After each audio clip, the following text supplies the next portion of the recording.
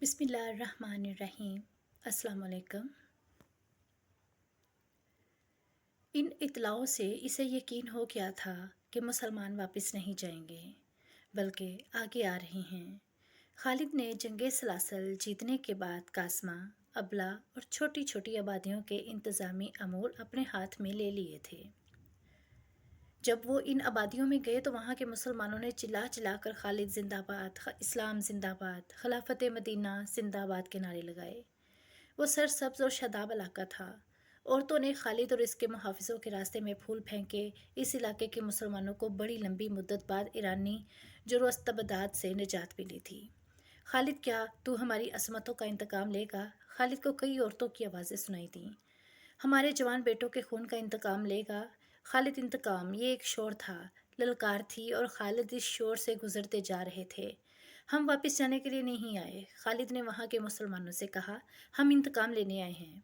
मुसलमानों के एक वफ्द ने खालिद को बताया कि इस इलाके के गैर मुसलमों पर वो भरोसा ना करे, ये सब फारसियों के मददगार हैं।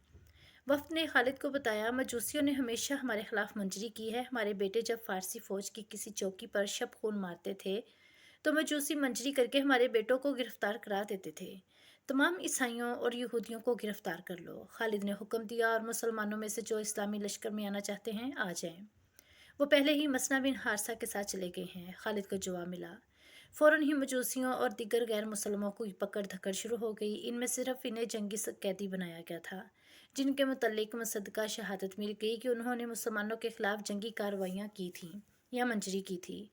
नज़्म व नसक के लिए अपने कुछ आदमी काज़मा में छोड़कर खालिद आगे बढ़ गए। अब इनकी पेशकदमी की रफ्तार तेज़ नहीं थी, क्योंकि किसी भी मुकाम पर ईरानियों से लड़ाई का इम्कान था। खालिद ने अपने जसूसों, जो इस इलाके के मुसलमान थे, आगे और दाएं बाएं भेज दिए थे। मसना बिन हारसा आगे ही आगे बढ़ता जा रहा था। वह दरियाई मुअक्कल अबूर करना चाहता था, लेकिन दूर से इसे ईरानियों की खैमागाह नजर आई। वो बहुत बड़ा लश्कर था। मसना के पास 1,500 से कुछ ज़्यादा सवार थे। इतनी थोड़ी तादाद से मसना ईरानी लश्कर से टक्कर नहीं ले सकता था। हमें यहीं से पीछे हट जाना चाहिए, मसना के एक साथी ने कहा। यह लश्कर हमें घेरे में लेकर ख़त्म कर सकता है। समझने की कोशिश करो, मसना ने कहा। अगर हम पीछे हटे तो फारसियों के हौसले बढ़ जाएंगे। हमारे सपा सालार खालिद ने कहा था कि बेशतर इसके कि फारसियों के दिलों से हमारी दहशत ख़त्म हो जाए, हम इन पर हमले करते रहेंगे। हमें अपनी दहशत बरकरार रखनी है। मैं आके इन पुजारियों की फौज को ये तासर दूंगा कि हम अपना लश्कर का हरावल दस्ता हैं। हम लड़ने के लिए भी तैयार रहेंगे। अगर लड़ना पड़ा तो हम इनसे वही जंग लड़ेंगे जो एक मुद्दत से लड़ रहे हैं। ज़रब लगाओ और भागो। क्या तुम ऐसी जंग नहीं लड़ सकते? मसना ने एक सवार को बुलाया और इसे कहा, घोड़े को एड़ लगाओ। सपा सलार खालिद बिन वलीद काज़मा या अबला में होंगे। इन्हें बताओ कि मुअक्कल के किनारे फारस का एक लश्कर बढ़ाव डाले हुए हैं। इन्हें कहना कि मैं इस लश्कर को आगे नहीं बढ़ने दूंगा और आपका जल्दी पहुंचना ज़रूरी है। खालिद पहले ही काज़मा से चल पड़े थे। इन्हें घोड़ों और बार बरदार ऊँटों के लिए चारे और लश्कर के लिए खाने पीने के सामान की कमी नहीं थी। इस इलाके के मुसलमानों ने हर चीज़ का बंदोबस्त कर दिया था। खालिद का रास्ता कोई और था। वो अबला से कुछ दूर खंडरों के करीब से गुजर रहे थे। सामने एक घुड़सवार बड़ी तेज रफ्तार से आ रहा था। खालिद ने अपने 2 मुहाफिजों से कहा कि वो आगे जाकर देखे ये कौन है। मुहाफिजों ने घोड़े को एड़ लगाई और आने वाले को सवार को रास्ते में जा लिए। इस सवार ने घोड़ा रोका नहीं। दोनों मुहाफिजों ने अपने घोड़े इसके पहनुओं पर कर लिए और इसके साथ आए। मसना बिन हारसा का पैगाम लाया है, दूर से एक मुहाफिज ने कहा। फारस का एक ताज़ा दम लश्कर दरियाए मोकल के किनारे पड़ाव किए हुए हैं। मसना के कासद ने खालिद के करीब आकर रुकते हुए कहा, तादाद का अंदाज़ा नहीं, आपके और मसना के लश्कर की तादाद है। इस लश्कर की तादाद 7-8 गुना है। फारस के भागे हुए सिपाही भी इस लश्कर में शामिल हो गए हैं। मसना कहाँ है? खालिद ने पूछा। फारसियों के सामने, कासिद ने कहा। मसना ने हुक्म दिया कि कोई अस्करी पीछे नहीं हटेगा और हम फारसियों को ये तासर देंगे कि हम अपने लश्कर का हरावल हैं। मसना ने यह पैगाम दिया है कि जल्दी पहुंचे। खालिद ने अपनी फ़ौज की रफ्तार तेज़ कर दी और रुख उधर कर लिया जिधर मसना बिन हारसा थे।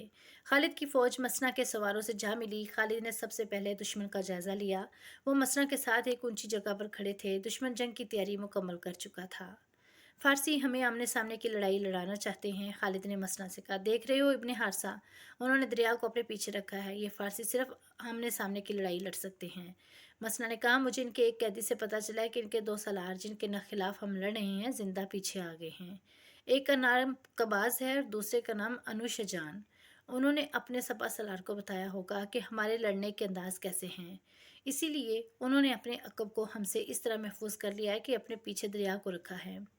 زیادہ نہ سوچ ولید کے بیٹے، میں ان کے خلاف زمین کے نیچے سے لڑتا رہا ہوں، اللہ تجھے اپنی رحمت میں رکھے۔ ابن حارثہ، خالد نے کہا اللہ تمہارے ساتھ ہے، میں نے بھی یہ دیکھ لیا ہے کہ ہم دریا پار نہیں کر سکتے۔ اللہ کا نام لے کر ابن ولید مسرہ نے کہا مجھے امید ہے کہ ہم ان کی صفیں اس طرح درہم برہم کر دیں گے کہ ہمیں ان کے پہلوؤں سے آگے نکلنے اور پیچھے سے زمین کے نیچے سے لڑتا رہوں ہوں۔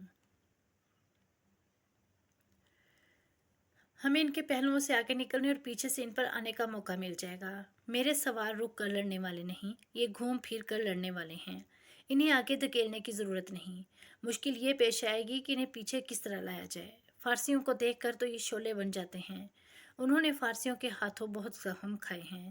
ابن ولید، تم جانتے ہو انہوں نے کس قسم کی غلامی دیکھی ہے؟ فارس کے ان آتش پرستوں نے اس علاقے کے مسلمانوں کو انسانوں کی طرح زندہ رہنے کے حق سے محروم رکھا تھا۔ ہم زرتشت کی اس آگ کو سرد کر دیں گے۔ خالد نے دیکھا یہ دونوں سوار جو اس کے قریب سے گزر کر دشمن کے مقابلے پر چلے گئے تھے، اس کے لشکر کے دائیں اور بائیں پہلوؤں کے سالار عاصم بن عمرو اور عدی بن حاتم تھے۔ ان دونوں نے کپڑوں کے الباس سے تن کر رکھا تھا اور وہ جن کے مقابلے میں گئے تھے وہ سر سے پاؤں تک لوہے میں ڈوبے ہوئے تھے۔ مسلمان سالاروں کو اپنے اللہ پر بھروسہ تھا اور آتش پرست اس ذرہ پر یقین رکھتے تھے جو انہوں نے پہن رکھی تھی۔ انہیں معلوم نہ تھا کہ تلوار کے وار کو آہن نہیں عقیدہ روکا کرتا ہے۔ دونوں طرف تجربہ کار سالار تھے جو تیغ زنی کی مہارت رکھتے تھے۔ ان کی تلواریں ٹکرانے لگی۔ مسلمانوں کی تلواریں آتش پرستوں کی ذرہ کو کاٹنے سے قاصر تھیں، اس لیے وہ محتاط ہو کر وار کرتے تھے تاکہ تلواروں کی دھار کو نقصان نہ پہنچے۔ عاصم اور عدی اس طاق میں تھے کہ دشمن کا کوئی نازک اور غیر محفوظ جسم کا حصہ سامنے آئے تو وہ عقل کی طرح وار کریں۔ آخر کار ان دونوں نے باری باری موکل کی طرف اپنے اپنے دشمن کے قریب جا کر انہیں موقع دیا کہ وہ اوپر سے تلوار کا وار کرے۔ آتش پرستوں کے سالاروں نے وہی غلطی کی جو کارن نے کی تھی، انہوں نے بازو اوپر کی اور تلواریں ان کی بغلوں میں داخل ہو گئیں اور دونوں کی تلواریں گر پڑیں۔ خالد رضی اللہ عنہ نے جب یہ دیکھا کہ زرتشتوں کا سپہ سالار مارا گیا اور اس کے بعد اس کے دونوں سالار بھی جنہیں ہم لشکر کو منظم طریقے سے لڑانا تھا مارے گئے ہیں، تو خالد نے اپنے لشکر کو حملے کا حکم دے دیا۔ ایرانیوں کے لشکر میں وہ سپاہی بھی شامل تھے جو اپنے دلوں پر مسلمانوں کی دہشت لیے ہوئے جنگ سلاسل سے بھاگے تھے۔ اب انہوں نے اپنے 3 سالاروں کو مرتے دیکھا تو ان کی دہشت میں اضافہ ہو گیا۔ انہوں نے یہ دہشت اپنے سارے لشکر پر حاوی کر دی۔ لشکر کا حوصلہ تو پہلے ہی مجروح ہو چکا تھا، یہ لشکر مقابلے کے لیے بہرحال تیار ہو گیا۔ ایرانیوں کو یہ فائدہ حاصل تھا کہ ان کے پیچھے دریا تھا جس نے ان کے عقب کو محفوظ کیا ہوا تھا۔ اس دریا کا دوسرا فائدہ انہیں یہ نظر آ رہا تھا کہ اس میں بڑی کشتیاں بندھی ہوئی تھیں جو لشکر کے ساتھ آئی تھیں۔ پسپا ہونے کے لیے ان کشتیوں نے ان کے کام آنا تھا، انہیں یہ ڈر بھی نہ تھا کہ مسلمان تعاقب میں آ سکیں گے۔ خالد کے حملے کا انداز ہلا بولنے والا یا اندھا دھند ٹوٹ پڑنے والا نہیں تھا۔ انہوں نے ایک ہی بار اپنے تمام دستے جنگ میں نہ جھونک دیے۔ انہوں نے کلب کے دستوں کو باری باری آگے بھیجا اور انہیں ہدایت یہ دی کہ وہ دشمن کی صفوں کے اندر نہ جائیں بلکہ دشمن کو اپنے ساتھ آگے لانے کی کوشش کریں۔ اس کے ساتھ ساتھ خالد پہلوؤں کو اس طرح پھیلاتے چلے گئے کہ وہ دشمنوں پر پہلوؤں سے حملہ کر سکیں۔ دشمن کے سپہ سالار اور 2 سالاروں کی لاشیں گھوڑوں کے سموں تلے کچلی مسلی گئی تھی۔ یہ فارس کی شہنشاہی کا غرور تھا جو مسلمانوں کے گھوڑوں تلے کچلا جا رہا تھا۔ اس صورتحال میں آتش پرستوں کے حوصلے مر سکتے تھے، بیدار نہیں ہو سکتے تھے۔ مسلمانوں کے نعرے اور ان کے للکار ان کے پاؤں اکھاڑ رہی تھی۔ زرتشت کے پجاریوں، اللہ کو مانو، ہم ہیں محمد صلی اللہ علیہ وسلم کے شدائی اور اللہ اکبر کے نعروں سے فضا کانپ رہی تھی۔ جوش و خروش تو مسنہ بن حارثہ کے سواروں کا تھا، ان کی للکار الگ تھلگ تھی۔ اپنے غلاموں کی ضرب دیکھو، آج ظالموں سے خون کا حساب لیں گے، بلاؤ ارد شیر کو، زرتشت کو آواز دو۔ ایرانی سپاہ کے اس حوصلے جواب دینے لگے۔ ان کی دوسری کمزوری نے ان کے جسم توڑ دیے۔ کمزوری ان کے ہتھیاروں کا اور ذرہ کا بوجھ تھا، وہ تھکن محسوس کرنے لگے۔ خالد نے جو اپنی سپاہ کے ساتھ سپاہیوں کی طرح لڑ رہے تھے بھانپ لیا کہ آتش پرست ڈھیلے پڑتے جا رہے ہیں۔ انہوں نے جس شدت سے مقابلے اور جوابی حملوں کا آغاز کیا تھا، ان شدت میں نمایاں کمی نظر آنے لگی۔ خالد نے اپنے قاصد پہلوؤں کے سالاروں عاصم بن عدی کی طرف اس حکم کے ساتھ دوڑا دیے کہ اپنے اپنے پہلوؤں کو باہر لے جا کر بیک وقت دشمن کے پہلوؤں پر حملہ کریں۔ اس کے ساتھ ہی خالد نے کلب کے پیچھے رکھے ہوئے محفوظ ریس رو دستے کو دشمن کے کلب پر حملے کا حکم دے دیا۔ ان دستوں کو جو پہلے موج در موج کے انداز سے حملے کر رہے تھے، خالد نے پیچھے ہٹا لیا تاکہ وہ جوش و خروش میں ایسی تھکن محسوس نہ کریں جو ان کی برداشت سے باہر ہو جائے۔ ईरानी लश्कर मुसलमानों के नए हमलों की ताब ना लग सका। इनका जानी नुकसान बहुत हो चुका था। वो बिखरने लगे। मुसलमानों ने देखा कि पीछे जो ईरानी सिपाही थे वो दरिया की तरफ भागे जा रहे थे। इस सब वक्त मुसलमानों को वो कश्तियां दिखाई दी जो सैकड़ों की तादाद में दरिया के किनारे बंधी थीं। कश्तियां तोड़ दो, एक मुसलमान की ललकार सुनाई दी। दुश्मन भागने के लिए कश्तियां साथ लाए, एक और ललकार सुनाई दी। जब ये ललकार खालिद तक पहुंची तो उन्होंने दाएं बाएं कासिद इस हुक्म के साथ दौड़ा दिए कि दुश्मन के अक्म में जाने की कोशिश करो और इनकी कश्तियां तोड़ दो या इन पर कब्जा कर लो। कब्जा कर लेने की सूरत में ये कश्तियां खालिद के लश्कर के काम आ सकती थी। इन्हें भी दरिया पार करना था। जब ये हुक्म सालारों तक और सालारों से सिपाहियों तक पहुंचा तो यही एक ललकार बुलंद होने लगी, कश्तियों तक पहुंचो, कश्तियां बेकार कर दो, कश्तियां पकड़ लो।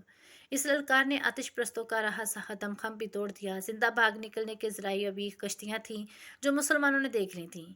ईरानियों ने लड़ाई से मुंह मोड़कर कश्तियों का रुख किया। वो एक दूसरे से पहले कश्तियों में सवार होने लगे, लिए धक्कम पेल करने लगे। इनकी हालत डरी हुई भेड़ियों की मानद हो गई जो एक दूसरे की आड़ में छुपने की कोशिश किया करती हैं। ईरानी सिपाहियों ने कश्तियों पर सवार होने के लिए घोड़े छोड़ दिए। हालांकि कश्तियां इतनी बड़ी थी कि इन पर घोड़े भी ले जाए जा सकते थे। ये था वो मौका जब मुजाहिदीन इस्लाम के हाथों आतिश प्रस्तों का कत्लेआम शुरू हो गया। वो कश्तियों में सवार होने की कोशिश में कट रहे थे। इनमें से जो कश्तियों में सवार हो गए और रस्से खोलकर कश्तियां किनारे से हटा ले गए।